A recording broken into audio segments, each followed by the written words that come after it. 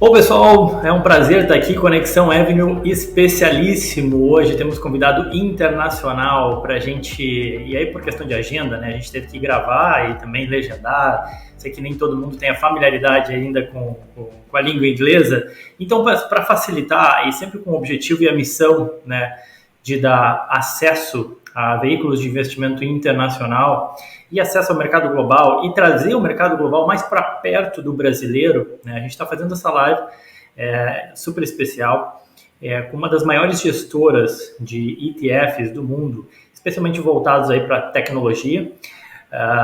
O nosso convidado vai explicar melhor a filosofia de investimento, enfim, tudo aquilo que eles fazem, os produtos. A gente vai poder conhecer mais um pouco de uma das maiores gestoras do mundo, a ARK, tá?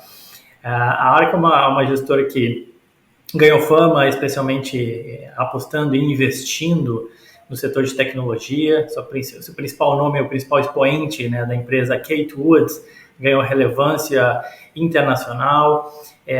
Da mesma forma que todo mundo que cresce e desenvolve e aparece e cria algo diferente também gera algumas críticas de muitas pessoas, especialmente, obviamente, quando o mercado, né, é suscetível a altos e baixos, e em 2022 a gente tem visto um mercado mais de baixa, né, mais complexo aí para os investidores. Ainda assim, é legal a gente conhecer, entender as convicções e a filosofia de investimento aqui da ARK Innovation. E para explicar um pouco mais da ARK Innovation, eu trouxe um convidado super especial, que eu vou chamar aqui para participar com a gente deste webinar. Então, primeiramente, muito boa noite, Thomas Hartman Boyce. Now I'm going to just speak in English. Good night. Well, thank you for the introduction. It's my pleasure to be here and really appreciate the opportunity and, of course, the partnership. And for all those watching this, I appreciate your time. I think there'll be a lot to cover today in terms of why we think disruptive innovation is such an attractive part of the markets, both strategically and tactically, as well as some of the drivers in terms of performance, in terms of the volatility that we've all seen. So lots to discuss, but would like to start by giving an introduction. So I appreciate you teeing that up, William. My name is Thomas Hartman Boyce with ARK Invest as a client portfolio manager. I've been in the seat for about a year, sitting within the investment team and really being responsible for client communication in terms of detailing and outlining our investment philosophy process, as well as exposures in the portfolios and everything that's happening in the market. So hopefully that'll be helpful today as we hit on those topics. Before joining ARK, I spent about 5.5 years as a portfolio manager at Goldman Sachs, specifically managing portfolios, multi-asset class portfolios on behalf of large institutions, endowments, and foundations primarily. And before that, spent about half a decade at MSCI on their ETF development front in terms of creating new ETFs with our partners based off different types of equity indices. So hopefully we'll bring those diverse perspectives to the table here today as we focus on disruptive innovation and specifically how it fits within the broader markets and a broader portfolio. Yeah, no, undoubtedly is going to be a really interesting talk, because when we talk about disruptive technology, everything seems like a kind of it's like a dream sometimes. We talk about things that we thought or we saw in movies or Hollywood movies or something like this. And I read some articles about ARK when I just started to get to know about ARK, and I thought, oh, this is really interesting, but it's really risky. And of course it is. New technologies always represent a lot of risk. So I would like to let you explain what is your, like as a company, ARK, what is your philosophy, what you guys believe, or how do you manage your investments? Absolutely. Would love to hit on those topics. And I think you're bringing up good points in terms of some of the volatility in the space.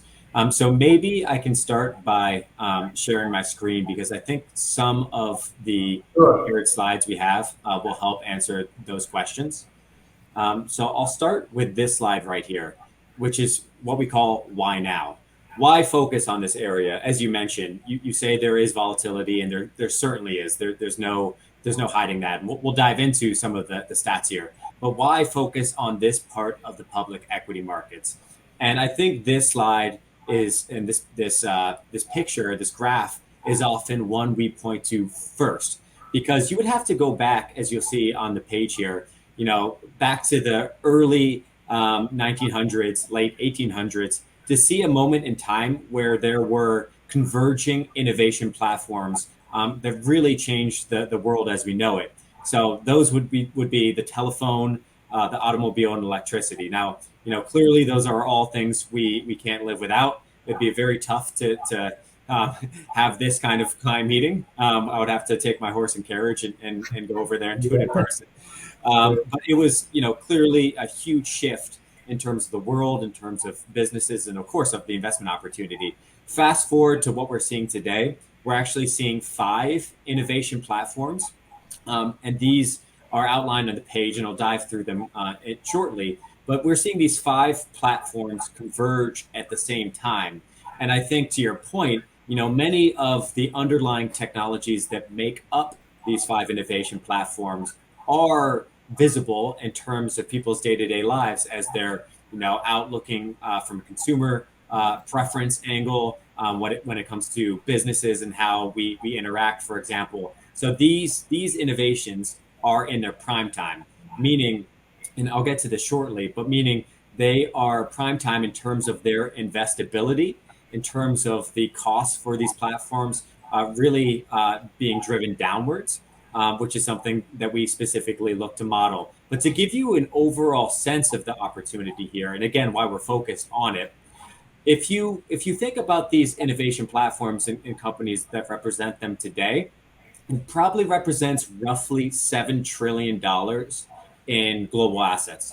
And that's where we are roughly today. At the end of 2020, and you might recall there was a risk on market really starting in April through the end of 2020. At the end of 2020, they represented around $14 trillion.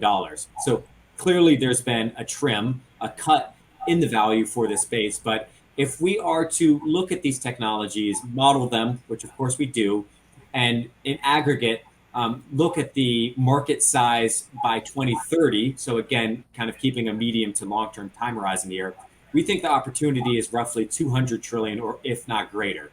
So we think this is a huge portion of the market and growing exponentially so. So we think it's something that investors should certainly be paying attention to, and also one that's not very well represented within broader indices.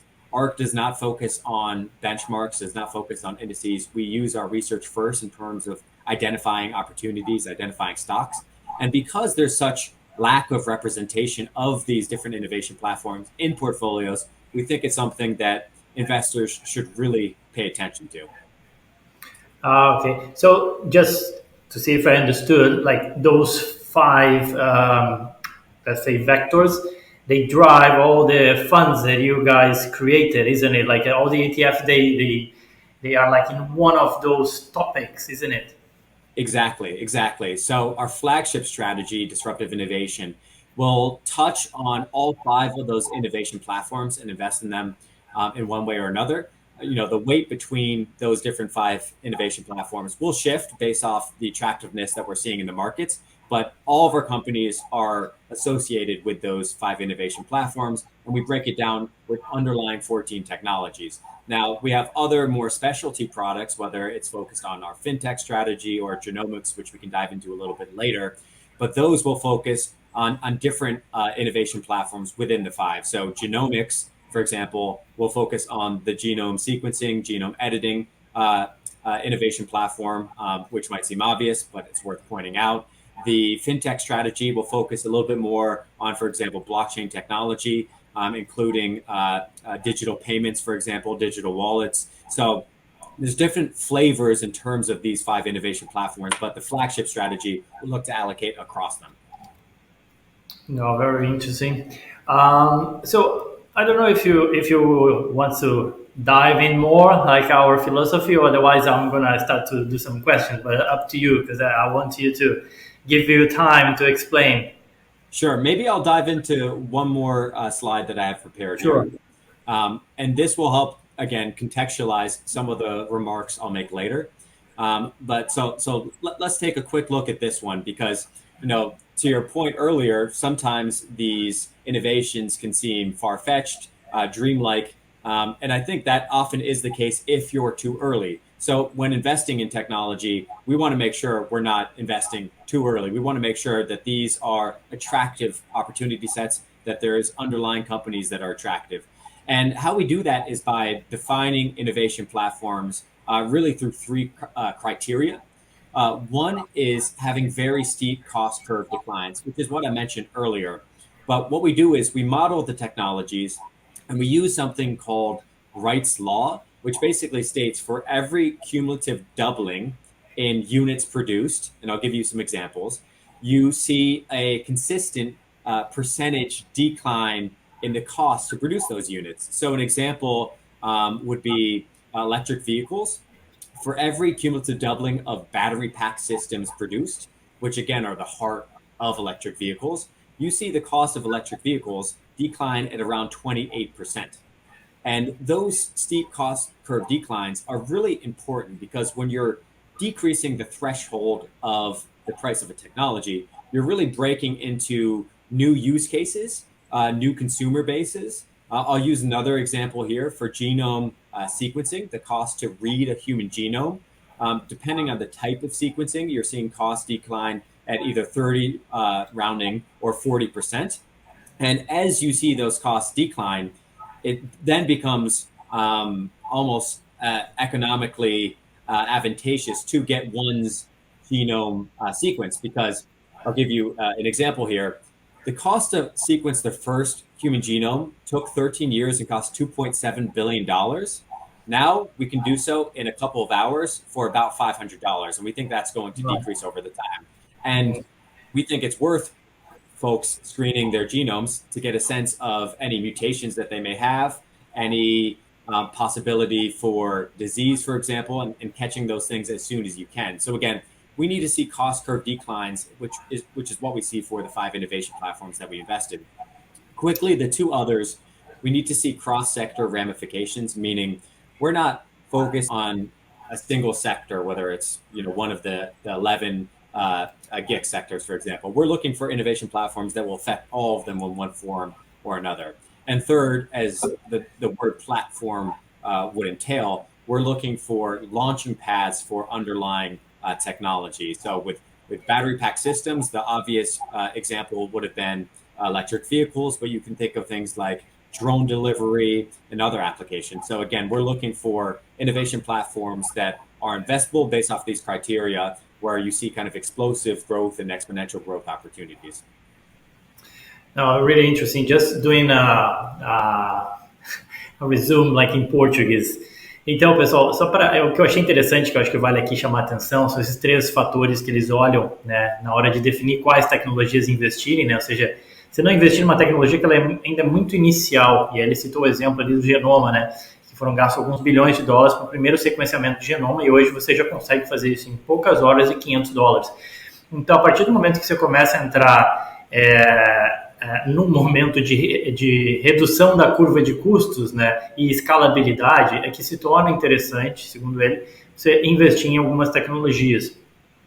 E aí, além dessa redução, né, dessa curva de custos e dos ganhos de escalabilidade, você conseguir dispersar isso e ter usos diferentes, né, dessa tecnologia em diferentes setores e diferentes segmentos, que consigam tornar ainda mais inovativa essa nova tecnologia. Ele usou o exemplo, né, da questão das baterias, que servem para carros elétricos, servem para, por exemplo, você fazer entrega, um delivery com drone, por exemplo, né? Então, esses são 3 fatores que eles olham, assim, na questão de redução de custos, questão de espalhar isso em diferentes setores, em diferentes formas de inovação. I was just trying to sum up and summarize, because I think is really interesting. As you said, like technology could be quite tricky, and investing at the beginning, too much at the beginning, is too much risk. So Exactly. yeah. So I don't know if you have another slide, but I think this represents very well your philosophy. Yeah, I mean, if you're good with it, we could move to the Q&A portion. It depends on what you think's best for timing. No, let's do it then. Okay. So let me Yeah, start. yeah, I'll draw some questions here. I'm pretty sure like some investors, of course, they are a bit disappointed with the year, not just with ARK. But I would say if you look across the different sectors and different type of investments in 2022, all the portfolios, doesn't matter, even the 60 and 40s, they are like losing money. So 2022 has been a tough year, especially for tech stocks, of course, with Nasdaq failing more than 30% a year to date. And of course, ARK got hit by that.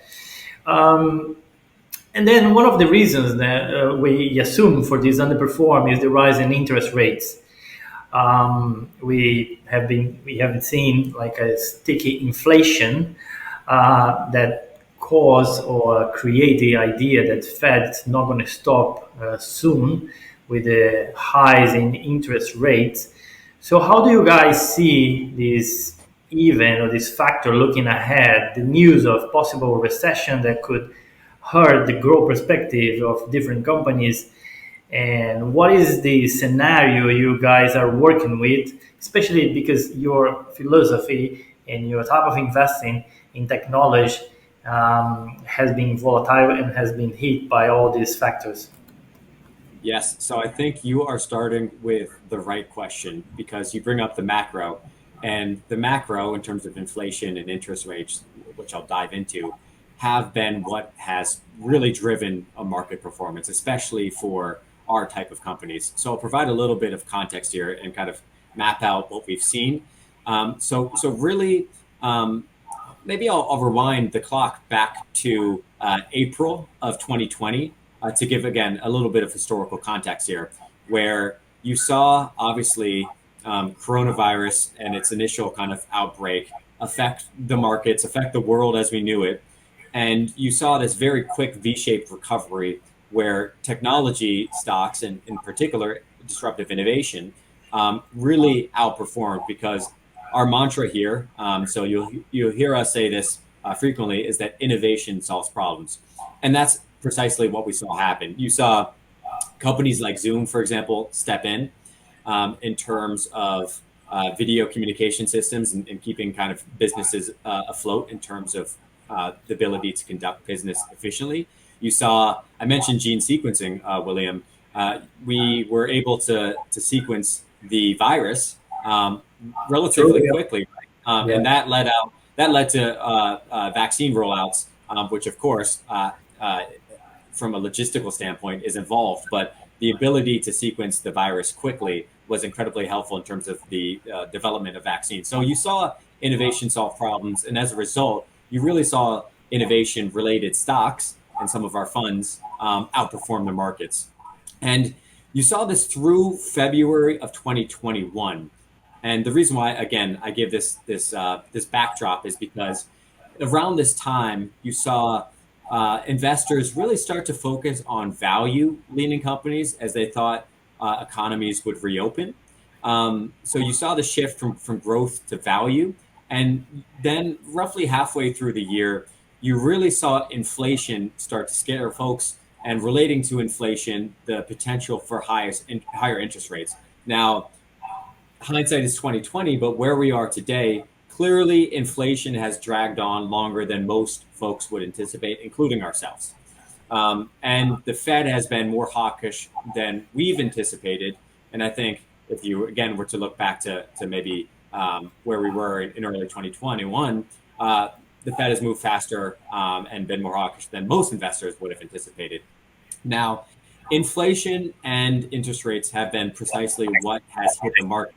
If you look at the underlying companies, including especially the companies that we invest in, the technologies have continued to improve in terms of meeting all kinds of milestones and developments, especially as it relates to AI.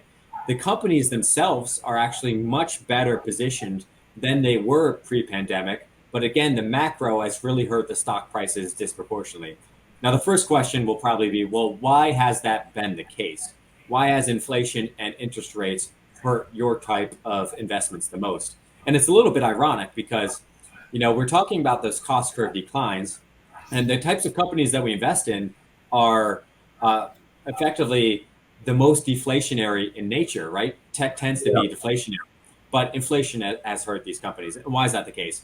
The argument is, and I think most investors have positioned portfolios this way, is that with continued and high inflation, the Fed will be more hawkish, like I was mentioning, meaning they will raise interest rates faster and higher. And what does that mean? It means for longer duration companies, meaning longer duration earnings, they will be discounted at a higher rate, meaning they're worth less today.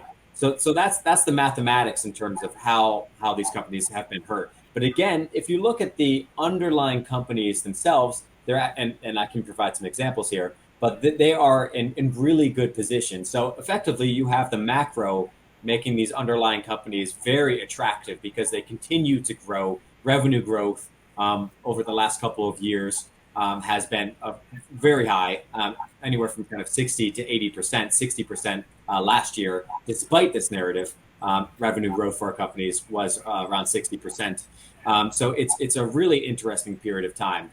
And what we would like anyone dialed into this, anyone watching this, to think about is the CPI numbers get huge focus, both in terms of Fed attention, in terms of market attention. If you're looking at the headlines, we just saw a headline today, for example, in terms of the figure coming in at around 9% when 8.8 was expected. Interestingly, I will say, we seem like we're kind of in a new part of this market territory where, despite inflation coming in through CPI higher than anticipated, innovation stocks, our portfolios, for example, the QQQ, which we would argue is not disruptive innovation, but is a measure of tech, is also up today. So you see this narrative kind of changing, but we would point investors towards something more leading in terms of indicators. So copper prices, I think, are one place to look, where they're down actually around 25% over the last month. And that tends to be a leading economic indicator. If you look at, for example, the price of gold, it's near the lower range of a band that it's been in. And, a lot of people think of gold as an inflation hedge, an investment that protects against inflation. That's clearly not happening, right? And then if you look at inventories building up at businesses, the last example I'll give here, the large retailers of the world, the Walmarts, the Targets of the world, they have their inventories up year over year, anywhere from, call it, 30 to 40%. And we expect, based off a very depressed consumer in terms of consumer sentiment, that all these effects will lead to kind of lower prices. Now, Russia and Ukraine, and obviously the horrific events that are happening over there, have certainly thrown a wrench in terms of inflation. But even despite that, you're seeing some of these commodity prices come down, and you're seeing these effects play out. So we don't think inflation is embedded in the system at something like 9%. We see that easing. And William, you asked about recession and how that relates to the stock markets and innovation more specifically. I'll relate it back to my comments when I was talking about April of 2020. But in a recession environment, what you actually tend to see is that innovation stocks tend to be outperformers. They might take a hit as we're leading up to a recession, which is what we've seen. But when investors are in a recession and they're looking for growth, where are they going to find that growth? It's going to be within the innovation category, typically. And like I said, I said it was our mantra, so I'll say it twice. Innovation tends to solve problems. And we're already seeing that in terms of some of the problems being presented today, whether it's supply chain issues. If you think about the high prices in oil, although they have decreased recently, but if you think about what that means for vehicle purchases, we expect that to really accelerate, and no pun intended, the purchase of electric vehicles. So again, we see this as a very attractive point in entry, or to average into these types of exposures. And these, again, are exposures that you're really not getting elsewhere within broader indices. So likely many clients are kind of under allocated to this neck of the market, especially at a time where you could see a pretty fierce rebound in the short to medium term. Yeah, good. Yeah, when you were talking, I was just remember once I've been in in a presentation with a famous portfolio manager in Brazil, Márcio Appel. He is a portfolio manager of like a multi-market, not just a stock. So he trades interest, currencies, and everything. And he was really he had this strong beliefs about deflation, and he mentioned the innovative process among different sectors, saying like, oh, look at all what is happening in all those sectors and how deflationary is what's going on in those sectors. So basically saying like, you need less people working in this factor, or you need less gas or oil or whatsoever. So, and that was back on 2012, I believe. And of course, 10 years ago was a different scenario. 10 years ago, I remember the big question or the big fear in the market would be like US could become like a Japan, like in like a deflationary country. And 10 years ago, look, the problem now is like the inflation is never going to go down, which we know is not true.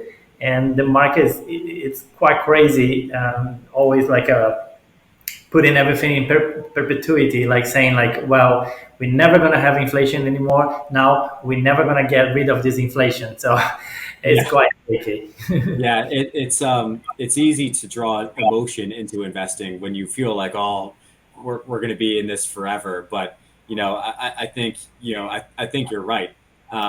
You're looking at some of these indicators that are showing inflation slowing in terms of kind of cyclical inflation. And to your point, from a technology perspective, I think most folks would agree over the medium to long term, these deflationary forces are in effect. And I'll point out one thing. There's good deflation and bad deflation. Deflation as it relates to technology and the investments that we're talking through. I talked about this cost curve declines. That's a great thing, especially if you're invested in that neck of the markets. Now, if you are some of the incumbents that are being disrupted, they don't want to see prices decrease because they're going to have to lower their prices to compete, right? And ultimately squeeze their margins.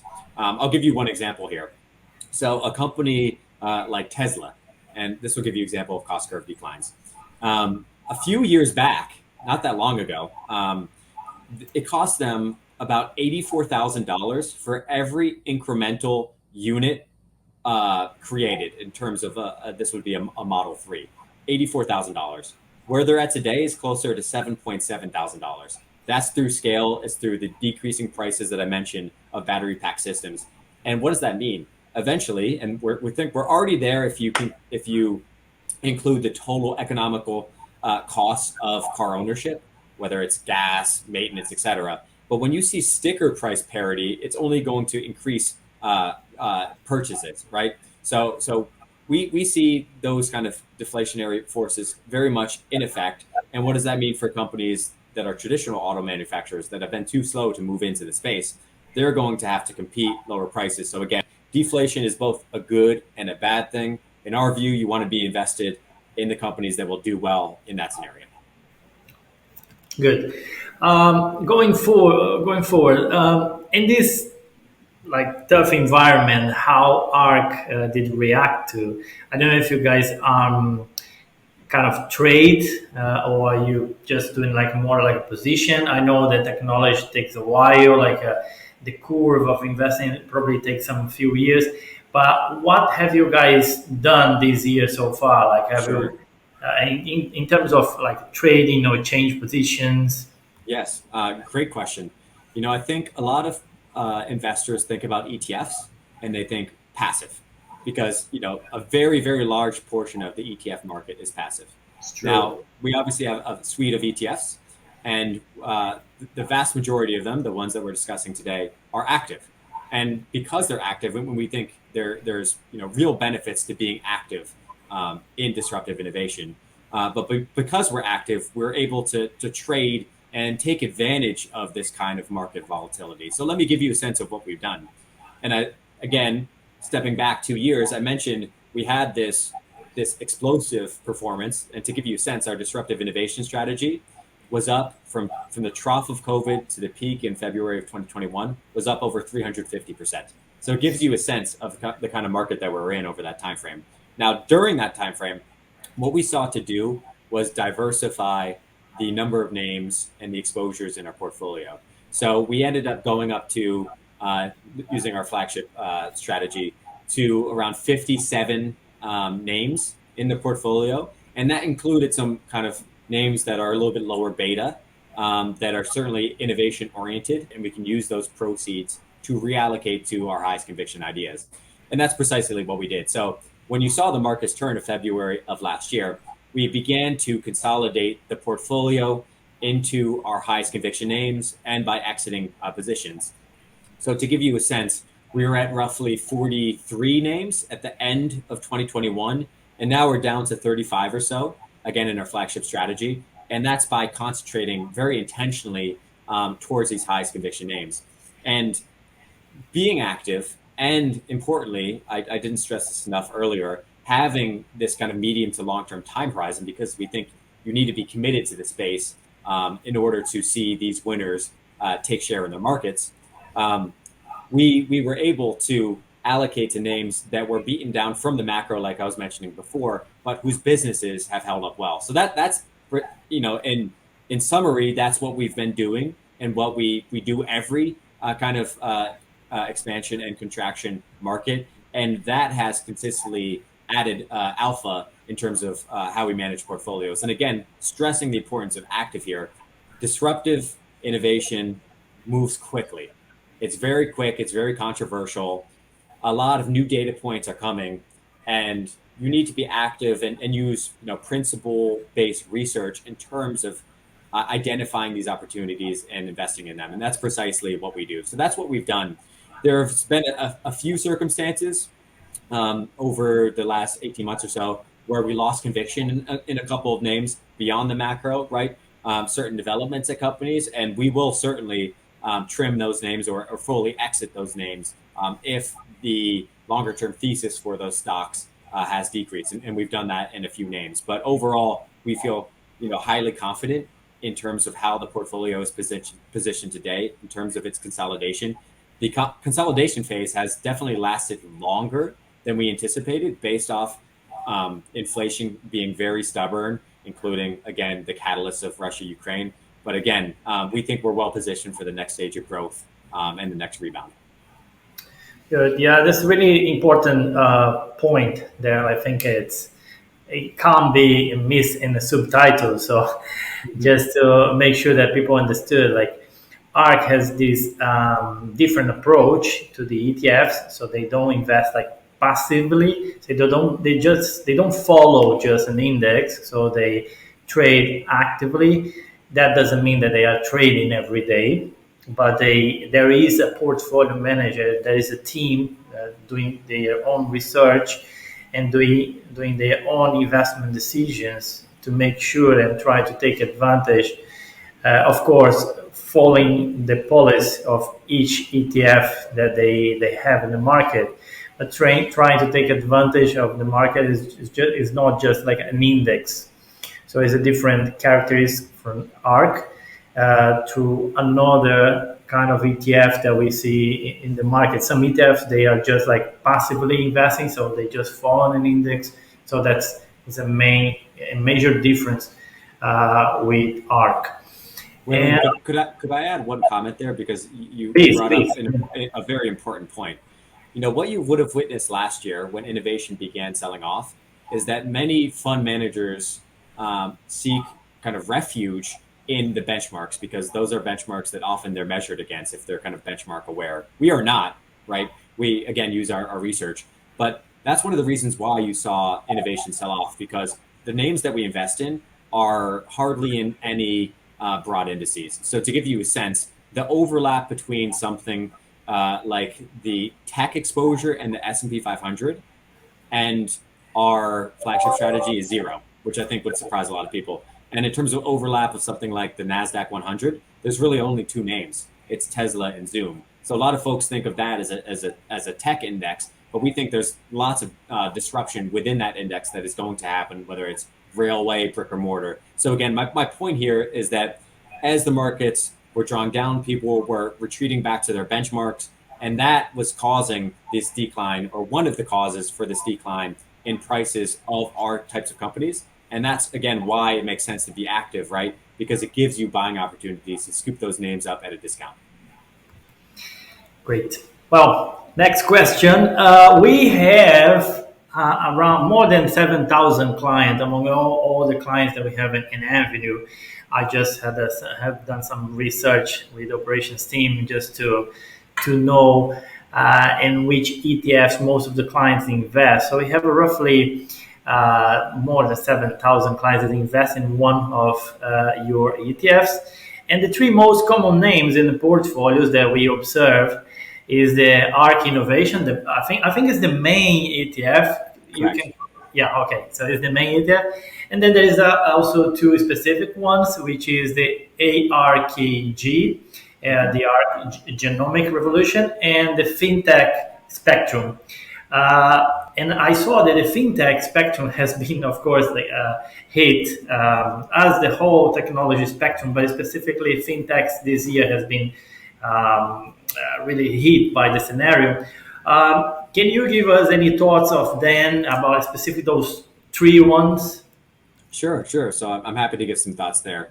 And to one of the earlier points, these are covering different parts of those 5 innovation platforms. So ARKG, I think it's important to spend some time here. So G is in genomics, right? Our genomic strategy. That has been one of the areas of technology, of innovation that's been hit the hardest. And this goes back to my comment, William, in terms of longer duration earnings companies being hit the hardest. And the genomics, out of all the innovation platforms that we invest in, the genomic companies tend to have their earnings the furthest out because they're kind of early stage in terms of their research and development of, whether it's gene editing, drug discovery, et cetera. So you saw those names get hit the most, despite some really exciting research that has been going on and some exciting development. So I'll give you kind of one example here. A company by the name of Intellia, focused on gene editing, did the first successful in vivo gene editing study, where by in vivo, I mean they edited a gene without removing it from the body. So they did it within the body, and this is for a rare disease called hereditary ATTR. And the results were very positive. So you saw these types of developments happening in terms of hitting milestones from a technology perspective. Well, these names were hit the hardest. So for the genomic space, certainly the focus is on gene sequencing, gene editing, as well on the protein side, some exciting developments there. We also have exposure to companies like telehealth, which in our view is the backbone for the healthcare system. And to give you, again, I think this would be a good time to give an example of how these companies are set up now versus pre-pandemic. So, the price to the sales ratio for a company like Teladoc is lower than where it was pre-pandemic. And it's pretty crazy to think about that because they've had an explosive user base growth. I think most people would expect that. But importantly, they've been able to monetize at very incredible rates. So they were monetizing at about 99 cents, call it $1 per user per month.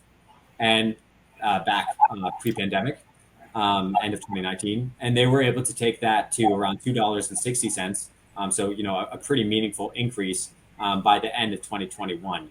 Their EBITDA growth, if you adjust for an AI acquisition of Livongo, has been incredibly impressive.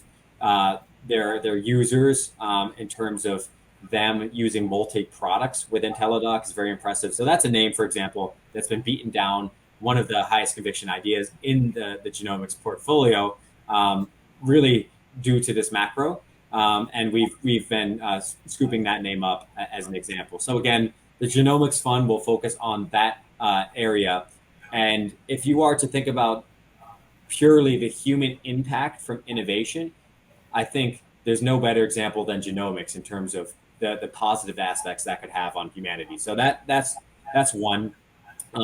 The fintech strategy, as you mentioned. Yes, please, William.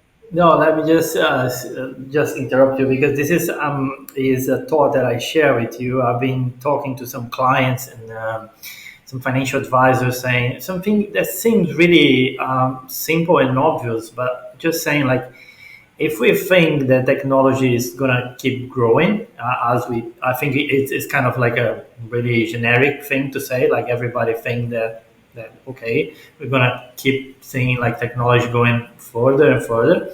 Okay, so do you think we're gonna use more or less biotech? Do you think we're gonna stop like study genome or all these type of possibilities to solve diseases and to cure diseases? I don't think so.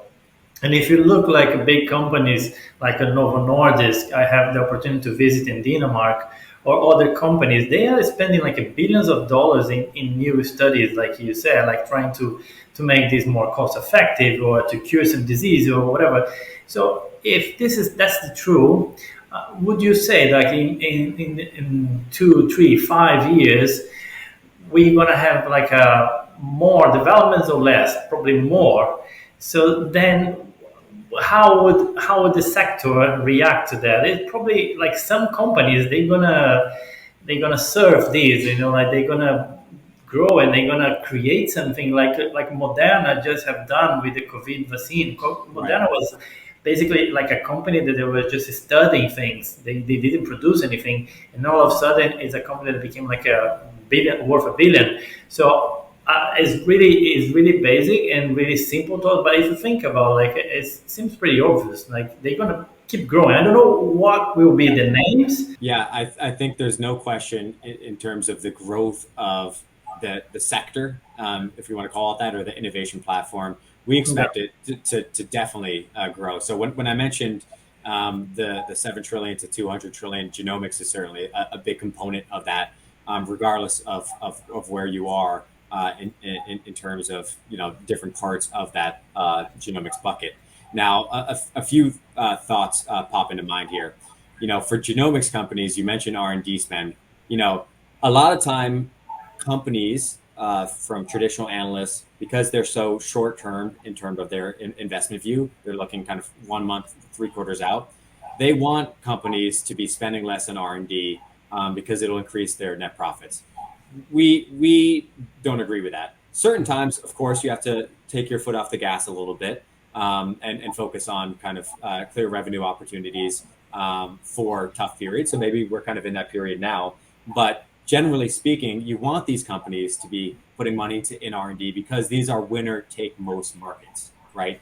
So gene editing would certainly be an example of that. And back in 2020, I think a lot of companies were being punished, especially in the genome space, based off their cash burn rates.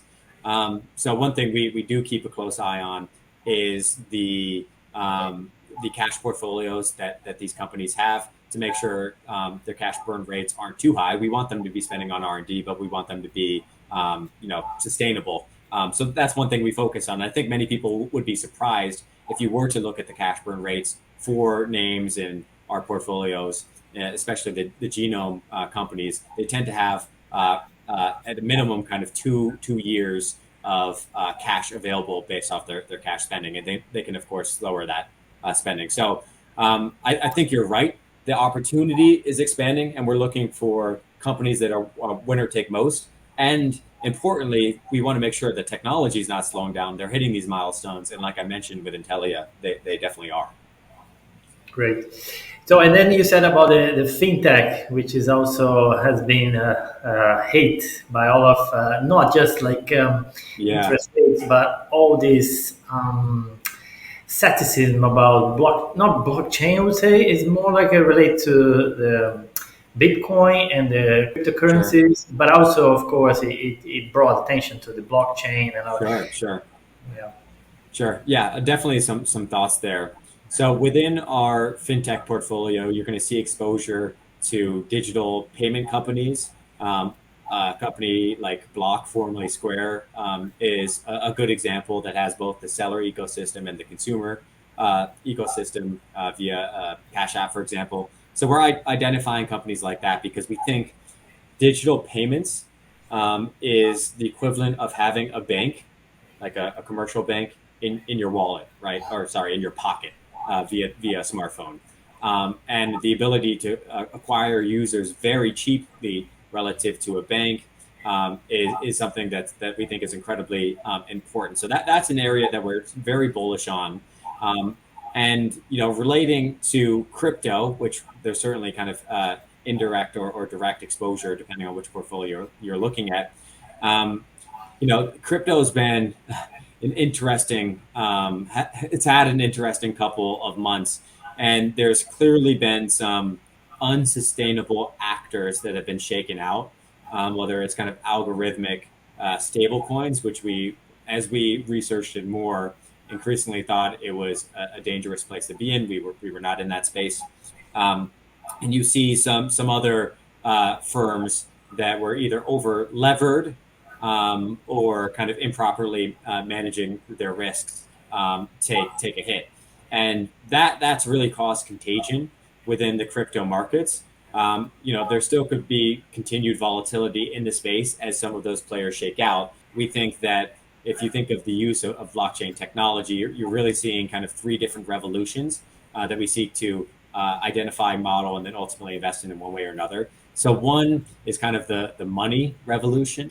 You could think of the decentralized finance or DeFi revolution, and that is probably the area where you will have seen some of these catalysts for volatility that I was mentioning earlier, in terms of something like a Celsius, in terms of the yields that were being offered there, but not matching up with liquidity based off how they were investing deposits. So that's one area. And the third would be more so the internet revolution, using something like blockchain for gaming, for kind of metaverse application.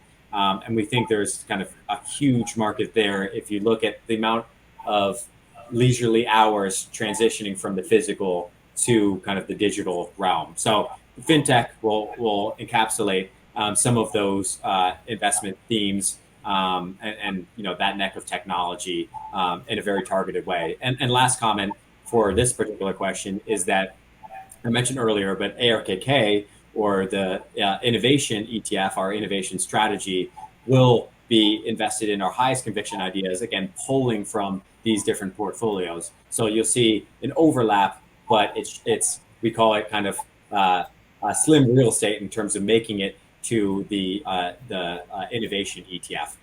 But those strategies are critical, and we use our same investment philosophy and process in terms of how we invest across of them. And you mentioned 7,000 clients in those strategies. I would just like to say, thank you. We're here as a resource for you if you have questions. And importantly, I would encourage you to follow the research pieces that we're putting out on, for example, ARK.invest to learn more about everything that I'm discussing today. Yeah, just quick reminder em português. Pessoal, então só para quem está nos assistindo, lembra de deixar o seu like aqui no YouTube também, se você está gostando dessa live. E o que o Thomas falou, eles têm várias páginas de research, várias páginas de conteúdo e estudos que eles fazem sobre essas tecnologias disruptivas, né?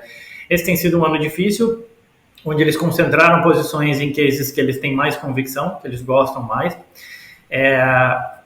E sobre esses cases, né, e sobre todos os investimentos que eles fazem, eles produzem diversos conteúdos bem interessantes, assim, sobre o ponto de vista de research, e sempre em tecnologias disruptivas, né, é algo sempre intrigante. Então, para quem tem curiosidade, gosta de tecnologia, fica o convite também a visitar a página da ARK, que também traz muito conteúdo. E você que está nos assistindo, não se esqueça, deixa o seu like aí. Bom, well, I've got just one more question, probably the toughest question, just for you to tell us when the market is going up. It's tough to time with precision. I mentioned those leading indicators that we're looking at. So we do see inflation easing more than most folks are paying attention to. We do see the potential for a recession, but again, we see both of those things actually putting innovation in more of a positive lens. So I think those are things we're eyeing. And in terms of an exact date when you could see a reversal, a way to think about investing in disruptive innovation within a broader portfolio is to think about averaging in, right? And also about rebalancing exposures, whether it's on a quarterly basis or whatever the right frequency is. So, I think we are already starting to see signs that the bottom has been hit, which was on May 12th in terms of the intramarket low that we experienced, which was before that of the broader markets. And I think that's a sign that the sentiment may be shifting. So we will see. But regardless of the exact date that happens, William, we'll be ready in terms of how we've positioned our portfolios. Yeah, this is our hope here. And actually, I forgot one question. It's about like a name, some 2 or 3 names that you said that you guys reduce your portfolio. Sure. You like increase in conviction, like so you shrink a bit in the names in terms of names, but you increase the participation of some of them. So if you can just name like 2 or 3 cases that you guys are excited about or you like. Sure. Because we have such high conviction in these names that I'm about to say, we actually published our models for them with associated blogs. So you can actually go to the article. There'll be a link to something called GitHub where you can download the model, see the variables we're using and how we come up with our forecast for these stocks. There's more stocks that we're also going to put out there, more names.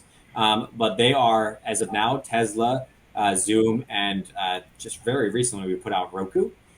So maybe quickly, I'll hit on some key points there, but would encourage you to check out those blogs and those models on ark-invest.com. So for a company like Tesla, it's been one of our highest, if not the top position in our portfolios for quite some time. We were early investors, really since the inception of our funds in the firm back in 2014. And the reason why we're so excited about a company like Tesla, and there's no company like it, is that you're seeing the convergence of battery pack systems and energy storage, which is one of the innovation platforms, artificial intelligence, which is going to make autonomous technology potentially achievable. We think it's more of a when as opposed to an if, and robotics in terms of autonomous vehicles being robots by nature. So they really meet the sweet spot in between those 3 innovation platforms. I mentioned the kind of steep cost curve declines and the scale that they have, but the big opportunity that we're seeing for Tesla is to take kind of single points of sale and turn it into recurring revenue streams through robo-taxi networks. And we think we're actually only a couple of years away from that. The timeline to achieve autonomous, we think, has been improving. And if you look at Tesla's plans to produce, for example, a steering wheel-less and a pedal-less vehicle, that's in the near future, right? They already have plans to produce that in the next couple of years. So signs are pointing towards success there. So we see that as a very exciting opportunity. And I mentioned, obviously, what's happening in terms of oil prices and that kind of driving demand. So that's one. Please check out that model. It continues to be a high conviction name. Second is Zoom. And I think Zoom is one of the names that's most misunderstood because people think of it as a stay-at-home. You've probably heard that term, right? A stay-at-home name. No question, if everyone's forced to be in their homes all day long, something like Zoom is great. But even with folks going back to office, we think there's going to be a continued hybrid environment. Even if it's 90% of people going back to office for their businesses, the 10% that remain remote based off the preferences, or maybe they were hired in different cities, businesses will have to keep their subscriptions.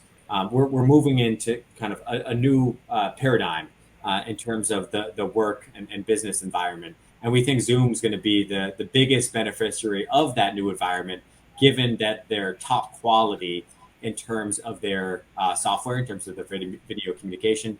And this is really the biggest rip and replace cycle for enterprise communications in over 20 years. Many folks, if they are returning to their offices, might have kind of the Cisco phone systems at their desk. Zoom Phone is a smaller product that they've been rolling out. And again, we think things are moving over to the cloud. And of the tech stack, enterprise communications is the largest. So we see that as a very big opportunity that's very misunderstood. And again, the quality of their products and their video communication software is ahead of anyone else's. So that's something we're focused on. The last one I'll mention is the third model we recently produced and released, and that is Roku. And they're really disrupting the TV business from kind of linear TV over to streaming and connected TVs. Their operating software is fantastic. What they've done in terms of content is fantastic. And importantly, the ability to monetize their platform is increasing in a really attractive manner. Whether you look at something like their ad platform. So something like, Apple's IDFA has really led advertisers to think about where best to spend their dollars. And we see money moving over to their platform because you can really target specific TV viewers through a platform like Roku, which is different than traditional TV. So in fact, in the US, they just crossed over 60 million users, which is above all cable companies in the US combined. So Roku, again, maybe a stay-at-home stock, less so than Zoom, but folks think of it as stay-at-home. But we see the disruption that's happening in that space and them being kind of the leader from an operating perspective, as well as the TV partners that they have, being a really exciting opportunity. So would encourage you all to check out that model as well. Well, thank you so much, Thomas. It was a pleasure to hear. We could stay here and talk about names and exciting ideas. That one about a car with no pedals and steering, I was kind of trying to imagine. It's quite crazy to think about, to sit in a car with you're not going to hold anything and you're not going to push anything. It's quite intriguing. But that's reality, like this is, we never thought about a car with a bunch of cameras. And if you go in a Tesla now, there's a bunch of cameras in the Tesla. So right. It's crazy. Yeah, it's definitely crazy. And William, I'll tell you, the thought of stepping in a car with no steering wheel, no pedal, being a passenger in a robotaxi is probably a little intimidating as of now. Yeah. But it's a pretty interesting and although it is intimidating, I know you recently had another child. I have a couple myself and one on the way. And, one of the most dangerous times in our lives is when, I don't know the age in Brazil, but at least here in the US and most states, when you're 16, you're allowed to drive. And driving as a distracted 16-year-old is, with a 3-ton or whatever the weight is vehicle. I mean, that's like driving with a rocket, which is what our director of research once said. And the thought of having, autonomous vehicles transport our children from a party or whatever it is. Yeah. You talk about, because roughly 90% of car accidents are human caused, right? You think about the ability to kind of solve to a great extent that kind of issue. That gives me comfort for future generations. And I'd say more broadly, it speaks to why we invest in innovation. One, for the investment opportunity, but also innovation tends to make the world a better place. So maybe we'll leave it at that. It's a good place to end. Yeah, great speech. With this last phrase, I think we can finish. Thank you so much, Thomas, for your participation here. You're welcome to come back and talk about another idea, investment ideas. Well, I appreciate that. I'm sure I'll be back because this was a fantastic conversation. Appreciate you moderating and asking fantastic questions. And again, I appreciate all 7,000 or whatever the exact number is. Appreciate you investing and tuning in and getting a better sense of what we're doing. And hopefully it gives you some perspective in terms of everything that's happening in the markets and why we're positioned the way we are. Thank you so much. Pessoal, muito obrigado então por terem assistido aí essa live. Quem chegou até o final, também deixe seus comentários abaixo sobre outros ativos que vocês queiram saber, outros ETFs da ARK. A gente pode trazer o Thomas aqui de novo para a gente conversar sobre outros investimentos que vocês tenham interesse em saber. Espero que vocês tenham gostado. Compartilhe esse vídeo, deixe esse like e desejando a todos um ótimo dia, uma boa noite, enfim, aquele abraço.